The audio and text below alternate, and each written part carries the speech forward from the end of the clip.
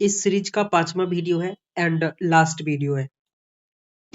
इस सीरीज का नाम है एक्सरे डार्क रूम। इससे पहले का 4 वीडियो आपको इसी प्लेलिस्ट में मिल जाएगा, इसी चैनल पे आप जाकर के चेकआउट कर सकते हैं। उसके बाद मैं इसका लिंक उस प्लेलिस्ट का लिंक आई बटन में दे दूंगा, आप वहां पे से भी चेक कर सकते हैं। आज हम लोग इस वीडियो में जानेंगे जो प्रोसेसिंग टैंक होता है डार्क रूम के अंदर, जो टैंक होते हैं जिसमें हम लोग फिल्म को प्रोसेस करते हैं, उसको मेंटेन कैसे करेंगे। वो मेंटेन रखना बहुत ज़रूरी है। अगर हम मेंटेन नहीं रखते हैं तो जो भी फिल्म हम डेवलप करेंगे डार्क रूम के अंदर, वो क्या हो जाएगा, खराब हो सकता है और हो जाएगा। क्योंकि उसमें कई बार जो सॉल्यूशन होगा वो क्लियर नहीं होगा, जो उसमें केमिकल डालते हैं वो प्रॉपर स्टेयर नहीं होगा। तो उस सब चीज़ को हमें मेंटेन रखना पड़ेगा, सिर्फ इसलिए क्योंकि हमें क्लियर और बेहतरीन इमेज चाहिए होगा। जो लेटेंट इमेज को हम लोग विजुअल इमेज में कन्वर्ट करते हैं, तो उसके लिए हमें अलग अलग सॉल्यूशन चाहिए होता है, अलग अलग टैंक पे, वो डार्क रूम के अंदर होता है। तो उस टैंक को हम मेंटेन कैसे रखें, उसी चीज को जो है हम इस वीडियो में जानेंगे। तो वो जो प्रोसेसिंग है एक्चुअली वो है क्या।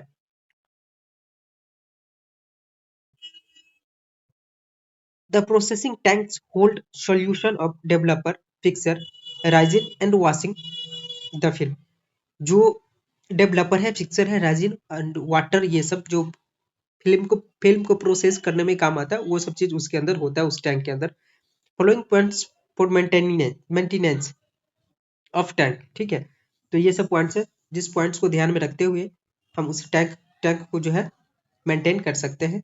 जिसमें है सोल्यूशन शुड चेंज रेगुलरली। अब जो सोल्यूशन है उसको चेंज रेगुलरली करना होगा। The developer and fixer should stared separately. जो डेवलपर है और जो फिक्सर है उसको हमें सुबह में जब हम डार्क रूम के अंदर जाते हैं प्रोसेसिंग करने के लिए, तो उसको बहुत अच्छे से मिक्स कर देना है। अब हम जो मिक्स करेंगे उसके लिए अलग अलग रॉड रखेंगे। जो भी रॉड हम रखते हैं मिक्स करने के लिए, स्टेयर करने के लिए, तो डेवलपर का अलग होगा और फिक्सर का अलग होगा। और दोनों के अलग अलग रॉड से जो है सो उसमें डाल करके उसको स्टेयर कर लेंगे, ठीक है। जैसे आप यहाँ देख सकते हैं इस पिक्चर में, देखिए कि ये आपका ये डेवलपर है, ये रेजिन वॉश करने के लिए है वाटर। इसके बाद ये फिर आपका फिक्सर है और ये रनिंग वाटर होता है, ठीक है। तो यहाँ क्या करेंगे, जैसे ये रॉड रखा है, ये वाला रॉड आप देख रहे हैं, इससे केवल और केवल डेवलपर को जो है सो आप स्टेयर करेंगे। उसके बाद इसको स्टेयर करने के लिए ये रॉड रखा गया है।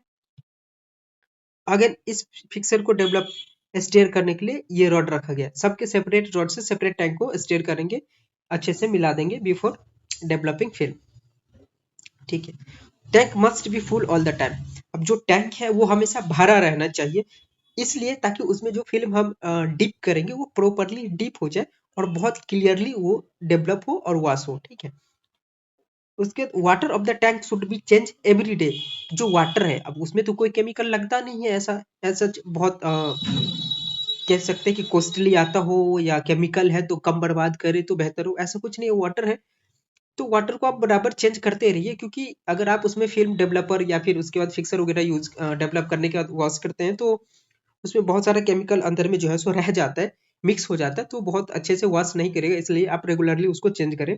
All solution kept at about the same temperature. अब वहाँ जितने भी सॉल्यूशन है सबको आप एक ही टेम्परेचर पे रखें, तो बेहतरीन वर्क करेगा, बहुत अच्छा इमेज बना करके हमें देगा। अब यहाँ पे आप टैंक देख सकते हैं, मैंने पहले भी बताया आपको कि किस तरीके का टैंक होता है उसके अंदर और कैसा कैसा सीन होता है। फिर से एक बार मैं बता देता हूँ। ये आपका डेवलपर होता है, ये रेजिन वॉश करने के लिए होता है। पहले हम डेवलपर में डिप करते हैं फिल्म को, उसके बाद हम हमारे पास एक सेफ लाइट होता है डार्क रूम के अंदर। उस सेफ लाइट में जो है सो उसको चेक करते हैं, फिल्म को उठा करके उसके सामने वो डेवलप हुआ या नहीं हुआ, उस पे इमेज दिखना स्टार्ट हुआ या नहीं हुआ।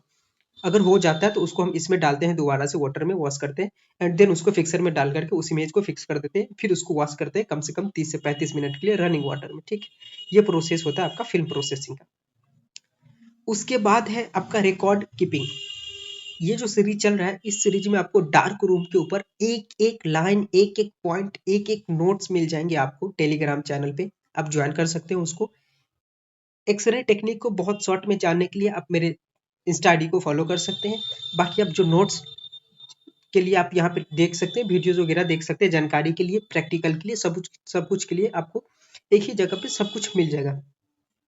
तो ये जो आपका डार्क रूम है, उस डार्क रूम के अंदर बहुत सी चीजें हैं जिसको हमें एक एक करके देखना होता है, स्टार्टिंग से लेकर के लास्ट तक। अगर हम एक्सरे करते तो हमको शुरू से लेकर के लास्ट तक सब ध्यान रखना पड़ता है। उसमें एक आता है आपका रिकॉर्ड कीपिंग, यानी कोई इंसान, कोई पेशेंट आपके पास आया एक्सरे करवाने के लिए, तो आपको उसका रिकॉर्ड रखना पड़ेगा। हो सकता है 10 दिन बाद फिर से दोबारा डॉक्टर कह दे कि आपको सेम एक्सरे चाहिए, तो आपको वो निकाल के देना पड़ जाएगा उस टाइम पे। और आपको ये कम से कम जो है सो 2 से 3 साल तक, यानी लंबे समय तक रिकॉर्ड रखना पड़ेगा। कभी भी किसी भी हाल में उसको मांगा जा सकता है। तो यह है रिकॉर्ड कीपिंग एंड फाइलिंग, ठीक है।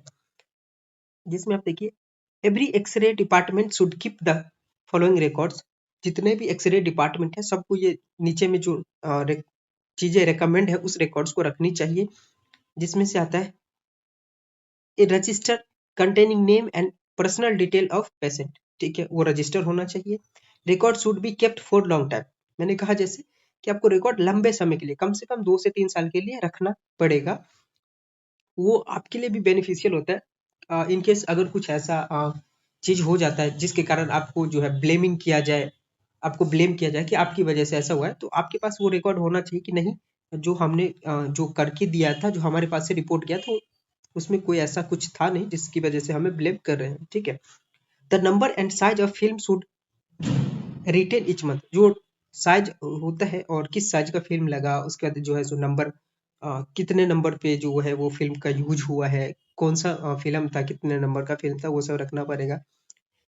बाकी जो पेशेंट का है, the patient registered containing following info. जो इस प्रॉपरली जो पेशेंट के लिए आप रजिस्टर बनाएंगे, जिस चीज में होना चाहिए, ये क्या क्या चीज है।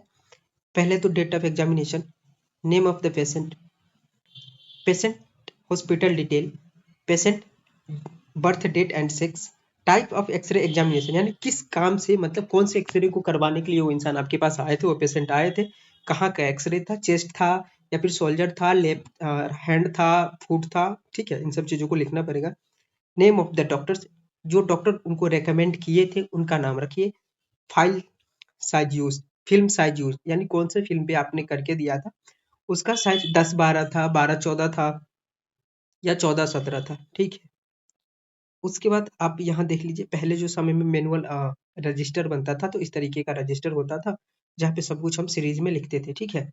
लेकिन अब क्या होता है, जैसे ये पेशेंट आया सीआर सिस्टम है, तो सीआर सिस्टम पे जो है सो अपलोड कर देते हैं सब, और अपने आप ही लोड हो जाता है। तो कंप्यूटर में जो है सो सारा इस तरीके से फाइल बनता है, अब इस तरीके से सेव होता है। तो कंप्यूटर में तो वैसे भी लंबे समय तक सेव रहता है, पर मैनुअल में थोड़ा दिक्कत होता था।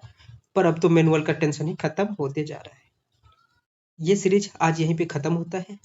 आप चाहे तो छोटा छोटा वीडियो देख सकते हैं, वरना 2 दिन के अंदर आपको एक ही साथ सारा वीडियो मिल जाएगा।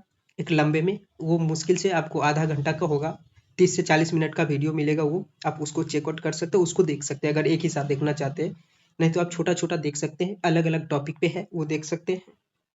वीडियो अच्छी लगी हो तो आप उसको सब्सक्राइब कर दीजिए, चैनल को दोस्तों को शेयर कर दीजिए, टेलीग्राम को ज्वाइन कर लीजिए, इंस्टा पे फॉलो कर लीजिए। बाकी बने रहिए, आपको सारा नोट्स सब कुछ धीरे धीरे करके सब मिलेगा।